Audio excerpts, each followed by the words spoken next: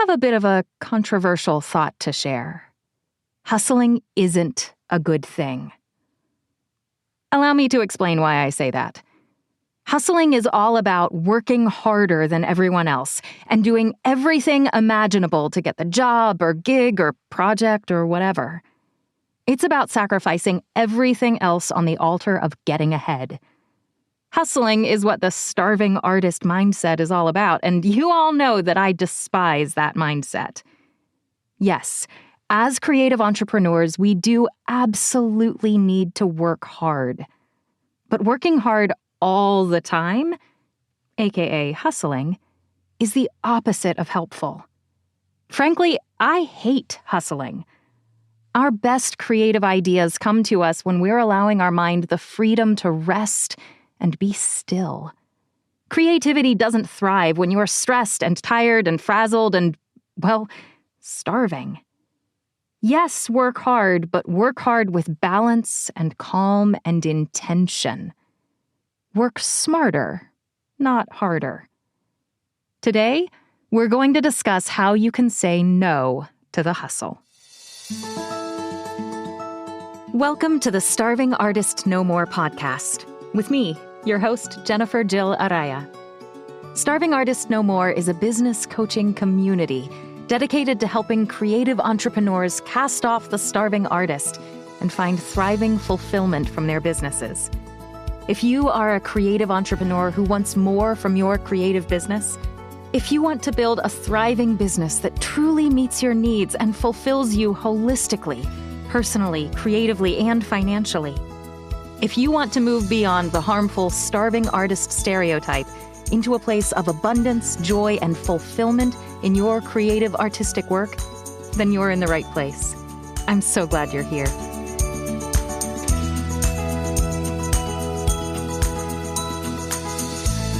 Hello and welcome to episode 31 of the Starving Artist No More podcast.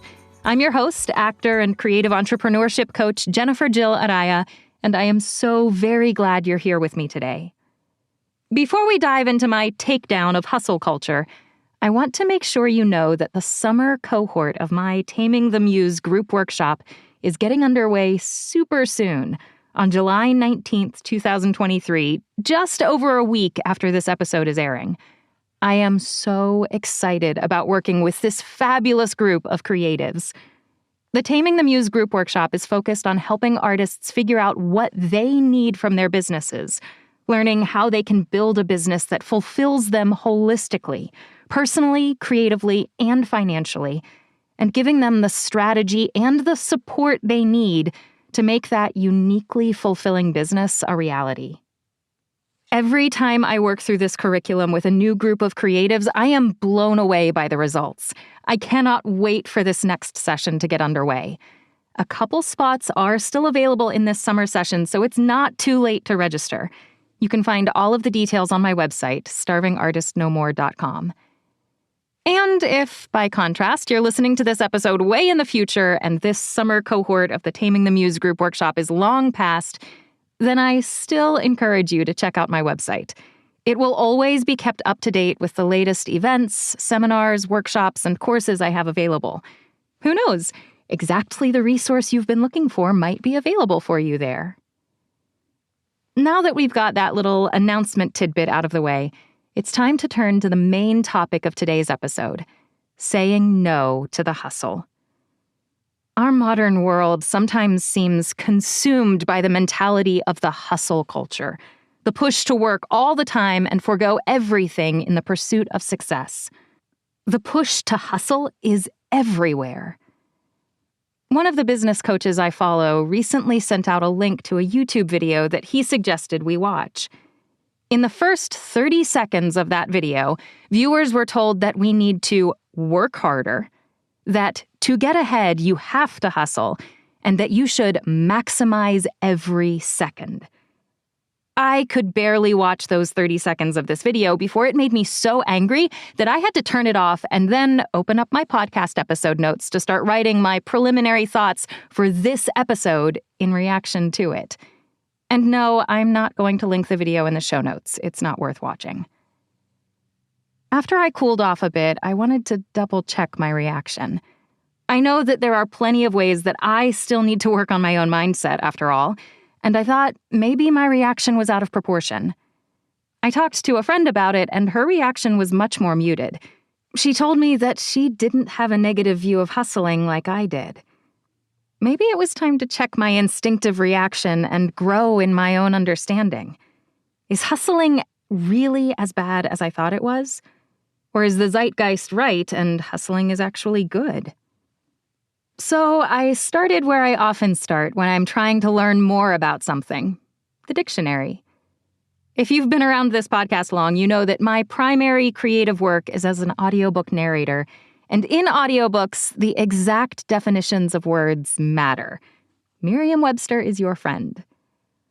According to Merriam-Webster, to hustle means to crowd or push roughly, to convey forcibly or hurriedly, to urge forward precipitately, to obtain by energetic energy, to sell something by energetic and especially underhanded activity, to sell or promote energetically and aggressively. I don't know about you, but of the descriptors included in that very long definition, the only one I even remotely relate to is energetic. I am okay thinking of my creative work as energetic. Energy, if used well, can be a very good thing. The other descriptors? Roughly, forcibly, hurriedly, precipitately, underhanded, aggressively?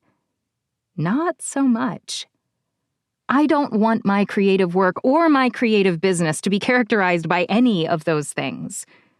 I'd even go so far as to say that I want my creative work and my creative business to be characterized by the opposite of those things. Nothing about the definition of hustle in any way relates to what I want for myself or my creative process. So, from my first look into what hustling means, my initial negative reaction was confirmed. Hard pass. I then thought, maybe I should look up articles about hustling in your work and in your business. Maybe hustling in business has different cultural connotations than it does just from the dictionary definition. When I searched for hustling in work, the top results were pretty conclusively against hustling. What hustle culture is and 5 ways to prevent it. Hustle culture, the toxic impact on mental health. Why hustle culture can do more harm than good. Within a work context, the hustle culture refers to an overall mindset that prioritizes work over everything else in your life. Hustling doesn't leave time for downtime or personal time or relationship time. No time for anything other than work. Hustle culture doesn't take breaks, doesn't sleep, and never stops. Hustling tells you that you must maximize every second of every day, and that you don't stop when you're tired, you stop when you're done. One of the articles I read about hustle culture, and this one was actually an article in favor of hustling, stated, "Who needs free time when you're building a successful business?" And no, I'm not going to link that article either because it doesn't have anything good to say. Essentially, hustle culture within the workplace environment values humans for what they can produce and for their ability to work and complete tasks, rather than for their humanity. Again, there is nothing in that mindset that I want to give any place in my creative life. Yes, my art is a representation of the very best of me, and I pour my heart and soul into my creative work. But the art that I create is not the sum total of who and what I am. I am so much more than my work. I am a mother, a friend, a wife, a daughter. I am an ever-evolving human being who can't be pinned down and defined by the single label of what I do for work, even though I am deeply passionate about what I do for work. I am an artist in the deepest level of my soul, but that is not all that I am.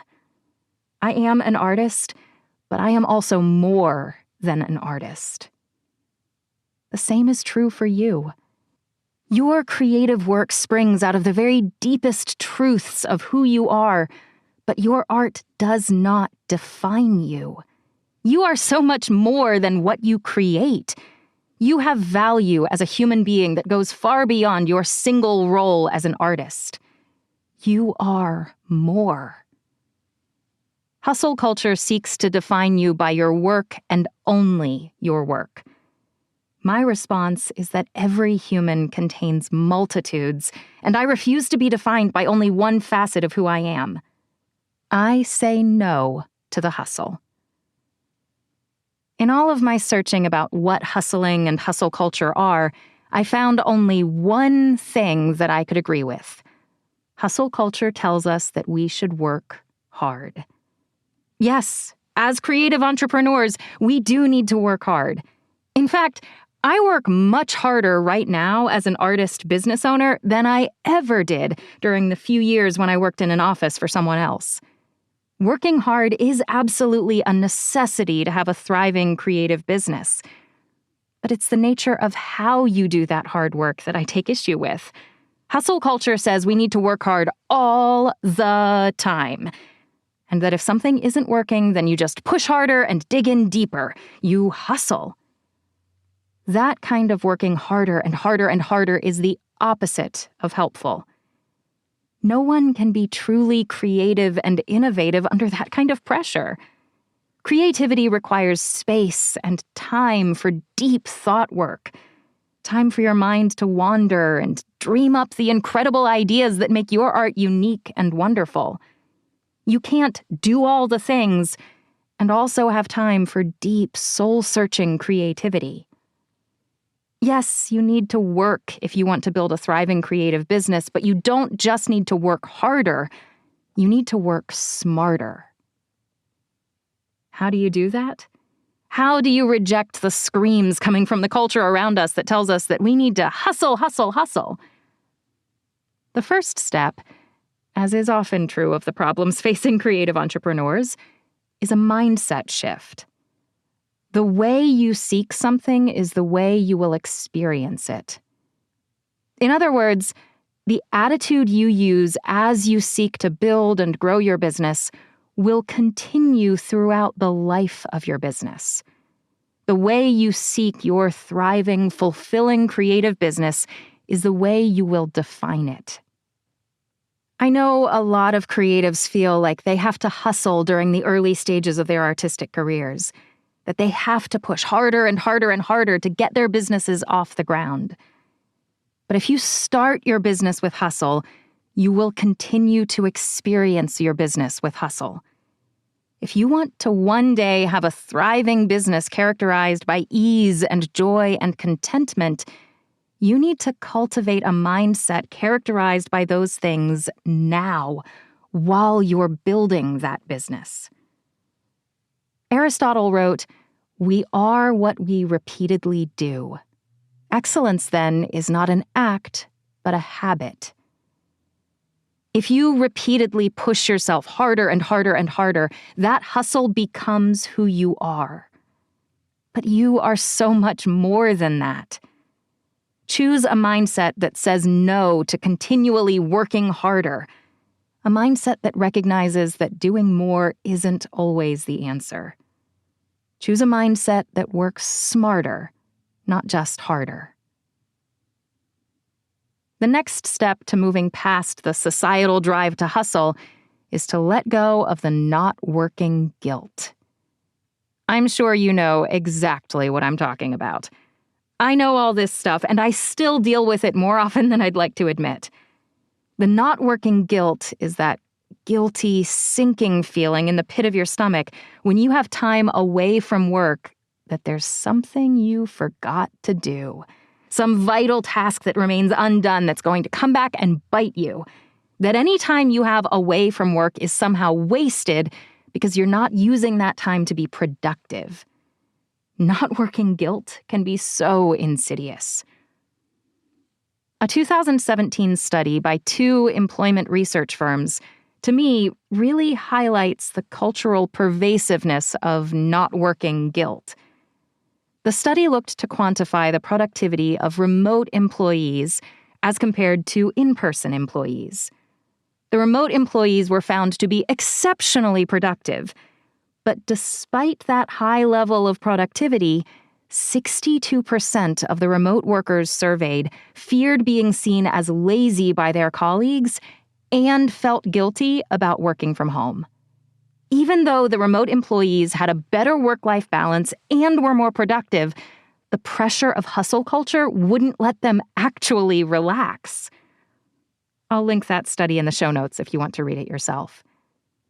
Now, I fully recognize that this study was done before the pandemic, and attitudes about remote versus in-person work have definitely changed since then. But I think those study results do quantify in some small way just how hard it is to reject the hustle culture message that we should be working all the time. Those remote employees were more productive and yet still felt guilty. What helps me personally let go of that guilt is to remind myself that time away from work is actually good for the quality of my work. Yes, that time away from work is good and beneficial for a whole host of reasons that have nothing whatsoever to do with my work, and instead have everything to do with my contentment and well-being as a human, but those not work-related reasons don't help me get rid of work-based guilt. So I focus on the work reasons I have to take time off. According to a 2022 report from the American Psychological Association, which I'll link in the show notes, workplace stress actually leads to reduced efficacy and exhaustion. When I'm overly stressed about my work and the state of my business, I become less efficient in my work. One of my friends and narrator colleagues, Shayna Somerville, recently shared a post on her Facebook page that speaks exactly to this phenomenon. If you don't pick a day to relax, your body will pick it for you. If you try to organize and be productive with every minute of your day, eventually your body will pull the rug out from under you in a dramatic fashion. So rest now, and work on making sure the people around you know it's okay to rest. Thanks, Shayna, for sharing those words of wisdom. In short, resting and taking time away from work is necessary if you want to do good work. Anything that helps me reduce my work-related stress increases my efficiency and actually allows me to become more productive. I know from experience that I am not able to be my creative best when I am stressed and overworked and juggling a bajillion projects all at once. Creativity requires space and energy, and if my energy is completely consumed by all the things I have to get done, I don't have any energy to create. Time away from work is good for your work. The kinds of activities that are most refreshing for you will be unique to you. The kinds of things that refresh me the most are lovely morning runs through my neighborhood, a leisurely afternoon biking along the wooded bike trail not far from my house, a hike through a nature preserve, cooking a delicious dinner with my husband, and evenings spent with my family playing games or putting together puzzles. What activities help you to let go of the stress of work? What activities for you push the refresh button on your creativity? What activities, when you engage in them, help you to approach your work and your personal life with renewed energy and vitality? What things do you do that help you be both a better artist and a better person? Your refreshing activities may resemble mine or may look nothing like mine. But whatever those activities are, prioritize them. When you allow yourself the freedom and time to engage in those things, you will return to your work a better artist. You'll have new ideas to approach your problems and roadblocks. You'll have fresh eyes to innovate and experiment. Your time away will do wonders for your soul, and it will make you better able to do your creative work with excellence. When you feel that not working guilt creep in, Put your mindset foot down. Acknowledge that this is a harmful myth and that it's not true. Remind yourself that time away from work is good for you and good for your work. Let go of that guilt. Once you've made those two mindset shifts, once you've committed to pursue your creative business with the same ease and joy with which you want to experience your business, and once you've committed to letting go of any not working guilt, it's time to look at your strategy. Remember, I said the key is not to work harder, but to work smarter. And working smarter is all about having a workable strategy. It is a simple fact that you can't do everything and be your best creative self. And yet, as creative entrepreneurs, we have a lot of tasks on our plate. Owning your own artistic business is a lot of work, and sometimes it feels like the work never stops. If we want to get rid of the grind, we have to prioritize in our tasks and in our daily schedule. In terms of your tasks, as Greg McKeown says in his book, Essentialism, The Disciplined Pursuit of Less, the key is to choose the vital few over the trivial many. There are lots of tasks before you on a daily basis. Rather than just diving in willy-nilly, take a moment to rank those tasks in terms of how urgent they are, how desperately they need your attention right away, and how important they are, how much of an impact they will have once completed. And every day, focus on the things that are both important and urgent. Do first the things that both need your attention right away and that will have a significant positive impact on your work when you complete them. Those are the tasks that are your priority. The rest simply don't matter as much, and frankly, a lot of it you can probably let go of and not do, and it won't make much of a difference. Choose the vital few over the trivial many. And when it comes to determining how to spend your time each workday, setting that daily schedule for yourself, again, prioritize the things that really matter. The first thing to schedule, the item of utmost importance, is always the time you need for your creative tasks. Creative work is deep work that requires longer stretches of time. It's hard to be truly creative and innovative in 15-minute segments scattered haphazardly throughout your day. It's a lot easier to be truly creative when you give yourself an hour or two or more to sink into your artistic task. Schedule those blocks of creative time first as your highest priority. Once those blocks are set, then set blocks of time when you can batch together those pesky administrative tasks that are the bane of everyone's creative existence. Sending invoices, paying bills, updating your website, writing newsletter or website copy, project management, customer correspondence, etc., etc., etc. The exact types of administrative tasks you have will vary based on what exact creative industry you are part of, but what I can say with certainty is that you have them. Set aside time every other week or every day, whatever cadence works best for you, to get those things done. I set aside between 30 to 45 minutes at the end of every workday to take care of emails and the little daily urgent tasks. I save anything bigger than that for Friday afternoons when I do my planning for the coming week, and I handle financial tasks like invoicing, paying bills, and balancing my checkbooks twice a month or every other week. I've figured out over time and lots of trial and error that this is the cadence that works best for me.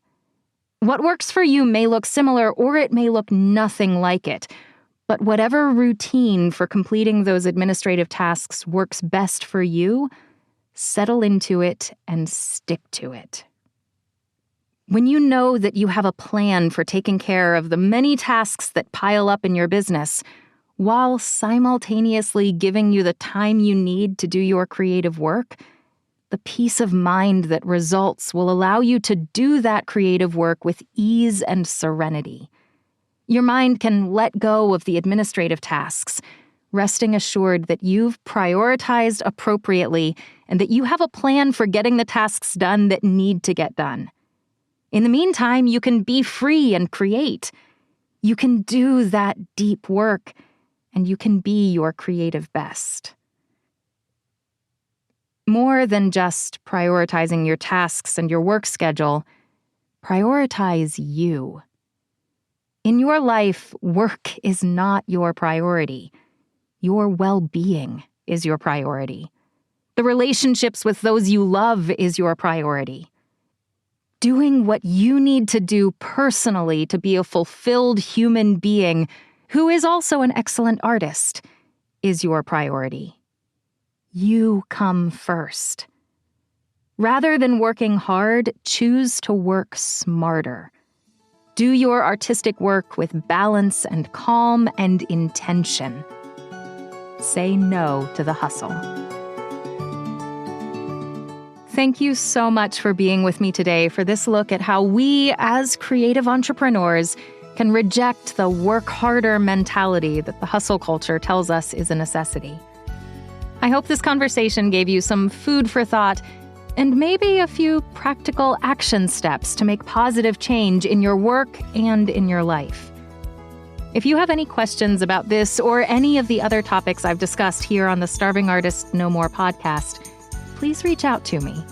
You can contact me via my website, starvingartistnomore.com, which is also where you can get all the information you need about how to work with me further if you want to. If you've enjoyed today's episode, I would so appreciate any ratings and reviews. And of course, don't forget to subscribe so you're notified anytime there's a new episode available. If you have a friend or colleague who you think would benefit from today's episode, please pass it along to them. Sharing is caring. And as always, a huge shout out of gratitude goes to my husband, Arturo Araya, who does all the back-end audio engineering magic for this podcast to make sure I sound my best. The culture around us may tell us that hustling is necessary, but that isn't the truth. You can build your creative business with joy and ease and contentment, which will allow you to experience your business in that same way. You can let go of the not working guilt and prioritize the activities that allow you to feel refreshed and renewed. You can prioritize your tasks, focusing on the vital few and letting go of the trivial many. And you can establish a daily schedule that prioritizes your deep creative work while also setting aside time for those admin tasks that have to get done. You can work smarter, not harder, prioritizing yourself and your well-being. You can say no to the hustle. I can't wait to see what you create.